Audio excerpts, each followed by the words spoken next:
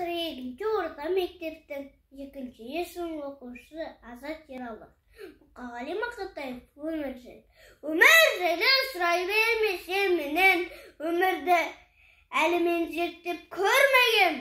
Өмір жайлы білгің келсе қартқа бай, қан майданда жалғыз жолы келмеген. Жесір келем бір нәресті көрмеген, жетім шалды бала орнына тербеген. Өмір жайлы не үстіне мен деген, өмір жайлы сұрай бермесем